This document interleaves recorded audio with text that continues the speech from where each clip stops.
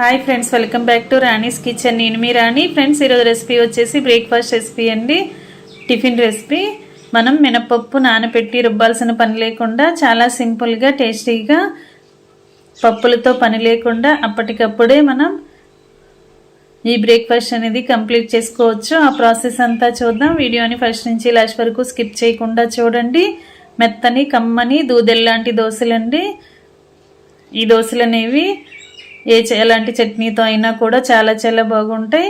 నోట్లో వేసుకుంటే వెన్నెల చాలా స్మూత్గా టేస్టీగా ఉంటాయి. ఆ ప్రాసెస్ అంతా చూద్దాం. ముందుగా ఒక మిక్సింగ్ బౌల్ తీసుకోండి. దానిలోకి 2 కప్పుల బియ్యం తీసుకుని వేసుకోండి. మీరు ఏ బౌల్తో అయినా తీసుకోవచ్చు, లేదంటే డబ్బాతో కానీ గ్లాస్తో కానీ ఎలా అయినా సరే కొలుచుకోవచ్చండి. ఇలా ఏదైనా ఒక వస్తువుతో కొలిచి తీసుకోండి. అలాగే ఇప్పుడు ఒక అరకప్పు వరకు సగ్గుబియ్యం తీసుకుని వేసుకోండి.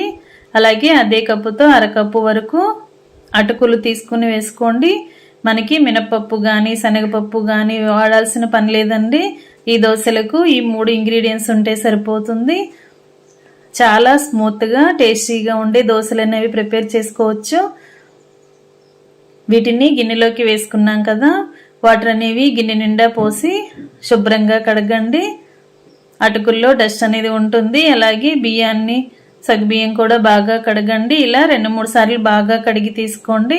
కడిగిన వాటిలోకి వాటర్ని యాడ్ చేద్దాం. వీటిని కనీసం 2 గంటలైనా నానబెట్టుకున్నట్లయితే చాలా త్వరగా నానిపోతాయండి. మనం తక్కువ టైంలో నానబెట్టుకోవాలి అనుకుంటే ఇలా వెడల్పుగా ఎక్కువగా ఖాళీగా ఉన్న గిన్నెను తీసుకుని మనం ఇలా పలుచగా చేసుకుని నానబెట్టుకున్నట్లయితే చాలా త్వరగా తక్కువ టైంలోనే చాలా ఎక్కువగా సాఫ్ట్గా నానిపోతాయండి. ఇలా వెడల్పుగా ఉన్న గిన్నెలోకి అన్నీ కూడా వేసుకుని ములిగేంత వరకు వాటర్ పోయండి. గిన్నె నిండా పోసుకోండి. ఇలా వాటర్ ఎక్కువగా పోసి గిన్నెకు మూత పెట్టి 2 గంటల పాటు నాననివ్వండి. నానిన తర్వాత ఒకసారి చూసినట్లయితే 2 గంటల తర్వాత చూసినట్లయితే ఇవి 3 కూడా బాగా నాని ఉంటాయి. ఇలా నానిన వాటిని మిక్సీ జార్లోకి వేసుకుని గ్రైండ్ చేద్దాం. వాటర్ అనేవి తీయకుండా మనం పెట్టుకున్న వాటర్తోనే ఈ పప్పు అనేది రుబ్బుకోవచ్చండి. ఎందుకంటే మనం ముందుగానే శుభ్రంగా కడిగి తీసుకున్నాం కాబట్టి అదే వాటర్ని మిక్సీ జార్లోకి యాడ్ చేసి పప్పుని మెత్తగా గ్రైండ్ చేయండి. పిండిని మెత్తగా గ్రైండ్ చేయండి. సగ్గుబియ్యం పలుకులు కానీ బియ్యం కానీ అటుకులు కానీ మెత్తగా నలిగిపోవాలి. ఇలా సాఫ్ట్గా నలిగేంత వరకు కూడా గ్రైండ్ చేయండి.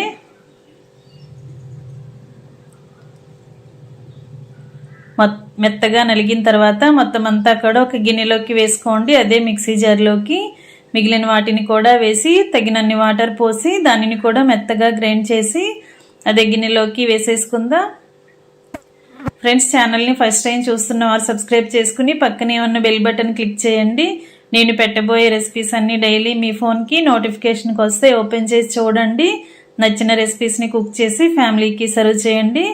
ఇలా మెత్తగా రుబ్బుకున్న పిండిని మూత పెట్టుకుని ఒక అరగంట నుంచి గంట వరకు నానబెట్టుకుంటే సరిపోద్దండి. ఎక్కువగా నానాల్సిన పని లేదు. ఇన్స్టెంట్గా కూడా ఈ పిండితో దోశలు అనేవి ప్రిపేర్ చేసుకోవచ్చు. అరగంట తర్వాత పిండి అనేది బాగా నానింది. దీనిలోకి సాల్ట్ యాడ్ చేద్దాం. టేస్ట్కి సరిపడా సాల్ట్ వేసుకోండి. అలాగే ఒక 1/2 టీ స్పూన్ జీలకర్రని, ఒక 1/2 టీ స్పూన్ వంట సోడా యాడ్ చేసుకోండి. వంట సోడా ప్లేస్లో బేకింగ్ పౌడర్ అయినా యాడ్ చేసుకోవచ్చండి. ఇవి 3 కూడా పిండిలో కలిసేంత వరకు బాగా కలపండి.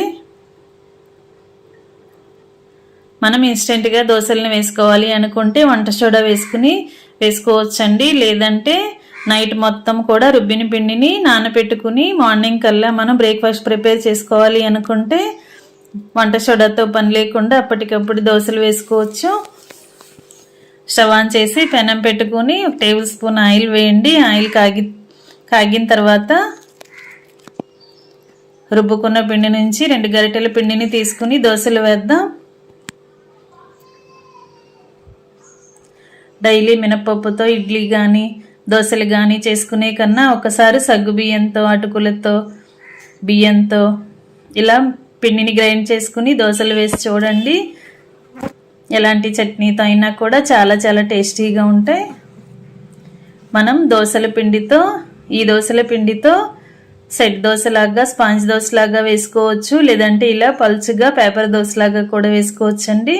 మనకి ఎలా నచ్చితే అలా ఈ పిండిని వాడుకోవచ్చు. ఈ విధంగా దోశ వేసుకుని మొత్తం అంతా కూడా కాలుతున్నప్పుడు చుట్టూ కూడా 2 టేబుల్ స్పూన్లు ఆయిల్ వేసుకుని ఒకవైపున బాగా మగ్గిన తర్వాత వెనక వైపు కూడా టర్న్ చేసి 2 వైపులా కరెక్ట్గా ఉడికేంత వరకు ఫ్లేమ్ సిమ్లో పెట్టుకుని బాగా ఫ్రై చేసి ప్లేట్లోకి తీసుకోండి.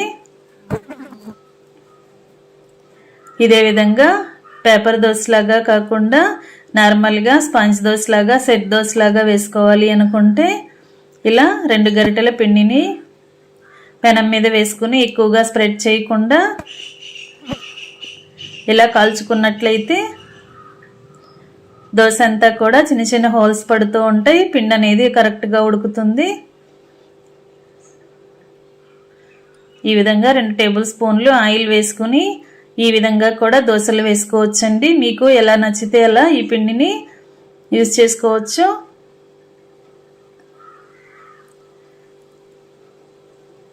ఈ దోశల్లోకి కొబ్బరి చట్నీ కానీ టొమాటో చట్నీ కానీ పల్లీ చట్నీ కానీ పుట్నాల పప్పు చట్నీ కానీ ఎలా అయినా కూడా సర్వ్ చేసుకోవచ్చండి. ఈ విధంగా మనకి కావలసినన్ని దోశలను వేసుకుని స్టవ్ ఆఫ్ చేసుకుని సర్వింగ్ ప్లేట్లోకి తీసుకుని సర్వ్ చేసుకోవటమే.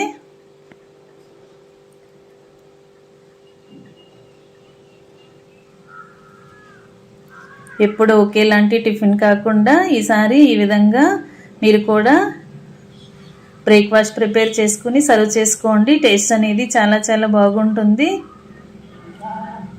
కొబ్బరి చట్నీ పల్లీ చట్నీతో సర్వ్ చేసుకుంటే దోశలు అనేవి చాలా టేస్టీగా వస్తాయండి.